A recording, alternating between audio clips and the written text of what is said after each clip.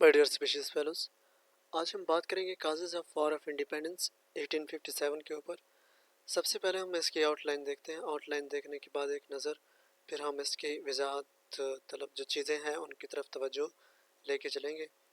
Outline में कोई भी टॉपिक हो, आप ऐसे पहले बात कर रहे हैं, आप किसी भी टॉपिक पे बात कर रहे हैं, आप किसी भी सब्जेक्ट के किसी भी टॉपिक पे बात कर रहे हैं, उसका आगाज़ और इख्तिताम लिखना बहुत ज़रूरी होता है। इसी तरह इंट्रोडक्शन में हम देखेंगे कि है क्या ये वार, इसके पीछे हिस्ट्री में इसका क्या किरदार है। कुछ काजेज हैं, फिर पॉलिटिकल काजेज हो गया, economic causes, social causes, military causes, tribal और peasant uprising, spread of revolt, social and religious movement, nationalistic sentiments, global context, सिपाही लॉयलिटी, सिपाही कहते हैं सिपाही को, सोल्जर्स को, economic impact of opium trade, opium क्या है, उसका ट्रेड क्या था, इसको भी हम देखेंगे। डिसकंटेंट अमंग डिफरेंट ग्रुप्स ने किस तरह इस चीज़ को आगे पहुंचाया, इस वार को स्प्रेड किया। कंक्लूजन, आगाज़ और इख्तिताम लाजमी होता है किसी भी टॉपिक के जिस पे भी आप लिख रहे हैं या गुफ्तगू कर रहे हैं। लाजमी तौर पे कंक्लूड क्या करें, लाजमी तौर पे जो उसके इंट्रोडक्शन है, उसके आगाज़ जो है वहाँ पे उस टॉपिक को ब्रीफली इंट्रोड्यूस करना बहुत लाजमी होता है।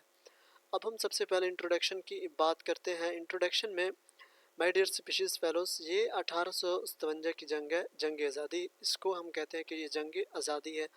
मैं एक तरफ से आपको एक चीज़ बताता हूँ कि इसको जंग आज़ादी भी कहते हैं और इसको जो है बगावत भी कहते हैं। मैं कंफ्यूज हूँ कि इसको जंग आज़ादी कहूँ या जंग बगावत, लेकिन मेरा कॉमन सेंस काम करता है तो उसका मैं आपको भी बता देता हूँ। आपके घर में अगर मैं हमला आवर हो जाता हूँ और आपकी जायदाद पे, आपके जो सारी चीज़ें उन पे काबिज़ हो जाता हूँ, और मैं चाहता हूँ कि आप कुछ ना कहें, आप मुझे बिल्कुल डिस्टर्ब ना करें, आप मेरे ख़िलाफ़ कोई एक्शन ना लें, वरना आप बगावत, आपको मैं बागी करार दे दूँगा, आप बगावत ना करें मेरे ख़िलाफ़। तो या आप अगर उठ खड़े होंगे, कुछ कहेंगे, तो मैं समझूँगा कि आपने बगावत किया है, क्योंकि आप ग़ुलाम बन के बैठे रहे हैं सारी ज़िंदगी। क्या क़यामत तक मैं चाहता हूँ कि मेरी नस्लें आप पे हुकूमत करें, हुक्मरानी करें, मेरे ख़ानदान वाले आप पे हुक्मरानी करें। आप बगावत ना करें, बिल्कुल सारी चीज़ें स्मूथ वे में चलनी चाहिए। हम जो चाहें, मैं जो चाहूँ वो करूँ, मैं जो चाहूँ आप उसको माने, मैं जो कहूँ आप उस पर लब्बैक कहें, सारी चीज़।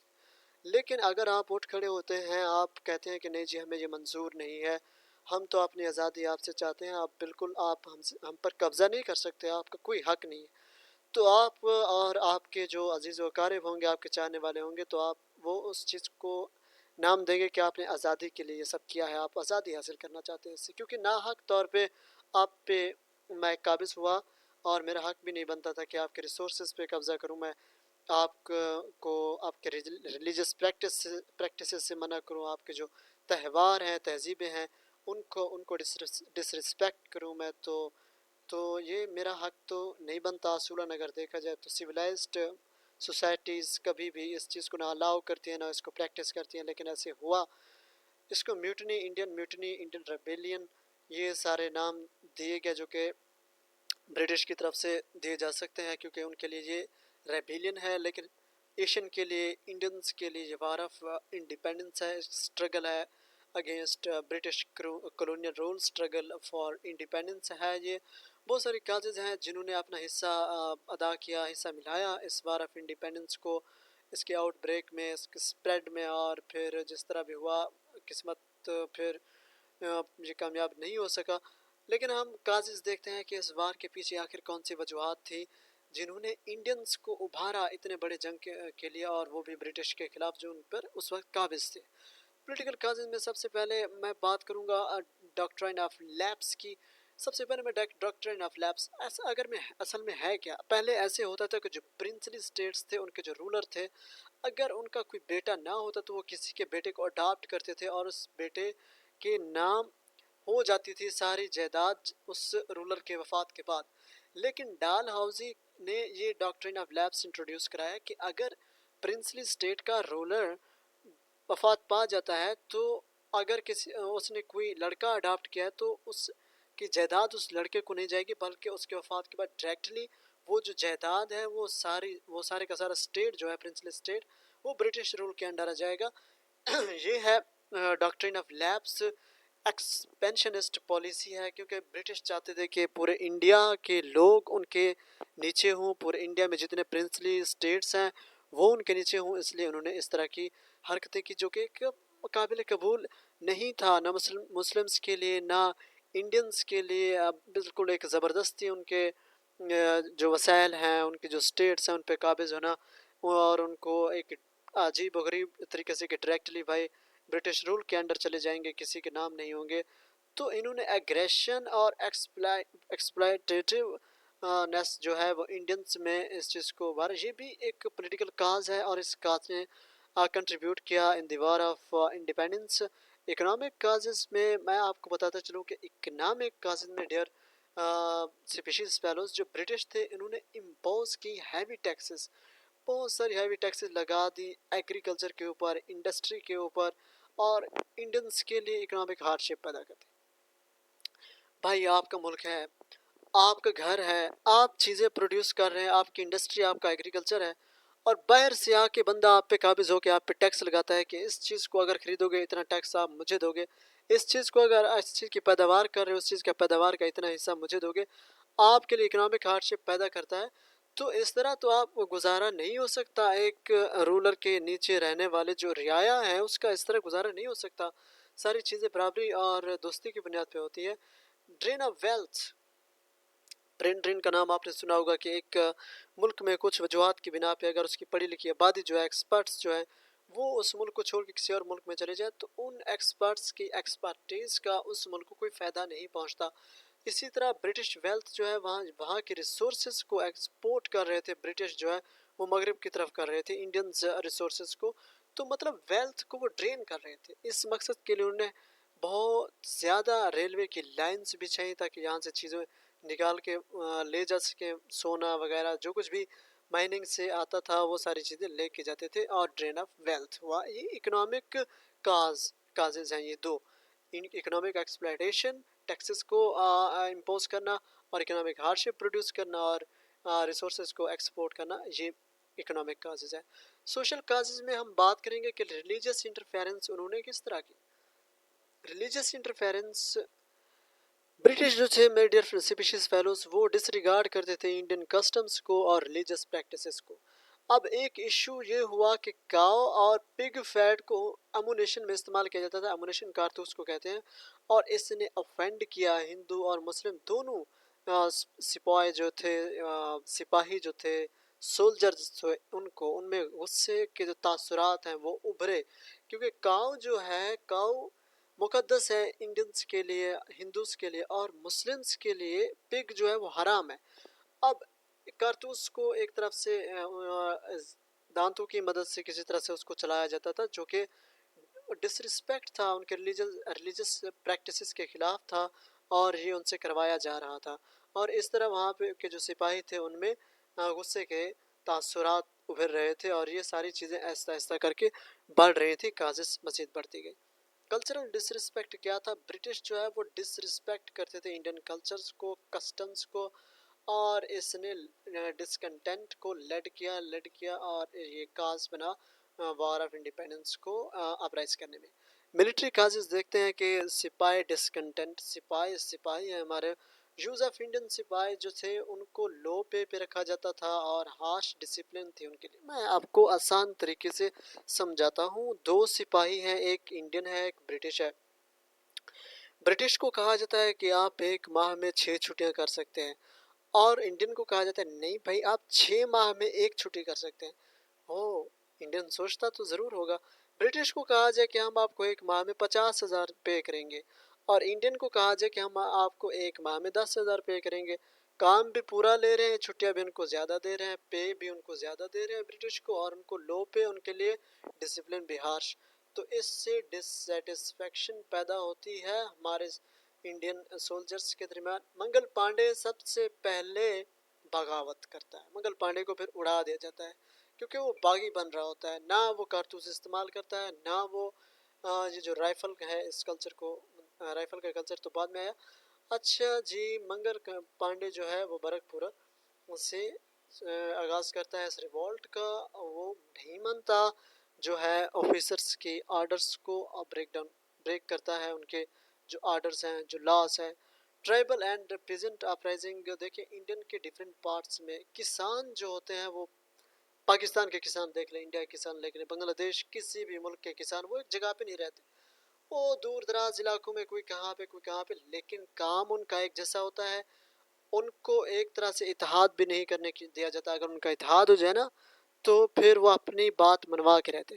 ٹرائبل اور پیزنٹ اپرائزنگ یہ ہوتی ہے different parts of the India سے، جن میں سینتھل ریبیلینز ہیں اور کولز ریولٹ یہ مشہور ہیں. ان لوگوں نے بہت زیادہ بغاوت کی تھی اور کنٹریبیوٹ کیا تھا لارجر اپرائزنگ میں.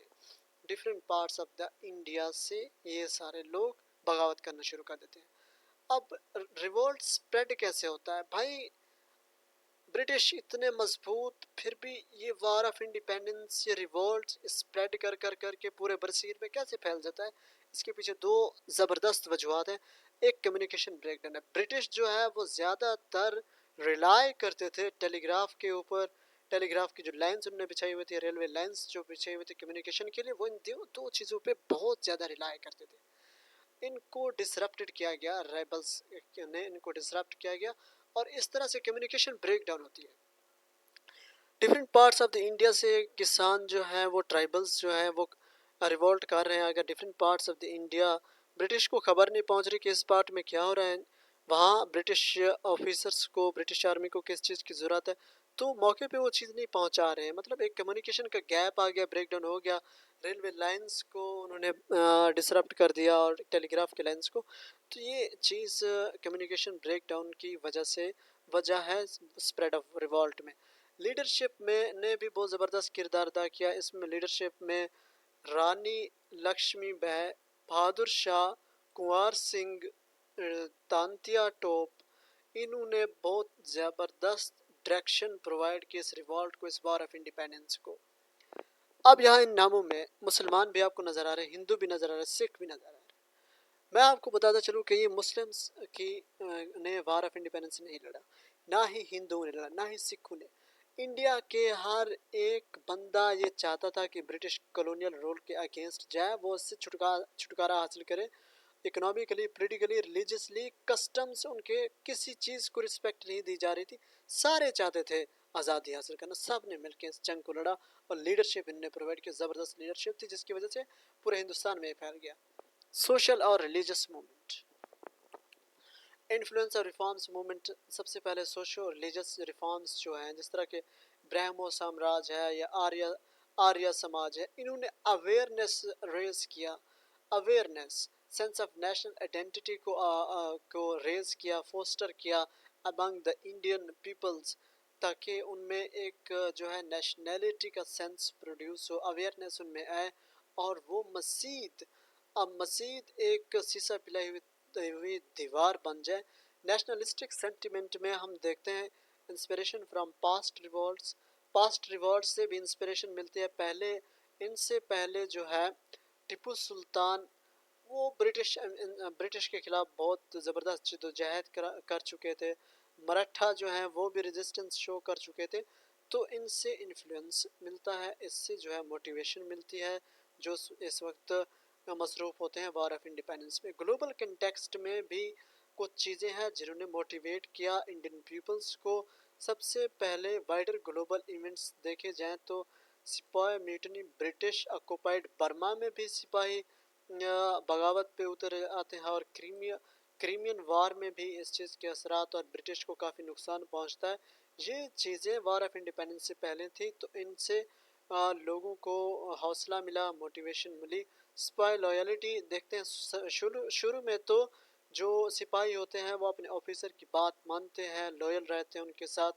لیکن جیسے جیسے سچویشن مزید بڑھتا چلا جاتا ہے اور خراب ہوتا چلا جاتا ہے اور مزید بگڑ جاتا ہے، پورے انڈیا میں پھیل جاتا ہے، تو سپاہی پھر ریبل کاز جوائنٹ کر لیتے ہیں، ان کو پھر ایک بغاوت کو ابھارتے ہیں in the army of British. اس پر برٹش کے انڈر جو انڈینز لوگ تھے، برٹش کے اپنے لوگ تھے، تو وہاں پہ بھی یہ چیزیں شروع ہو جاتی ہیں.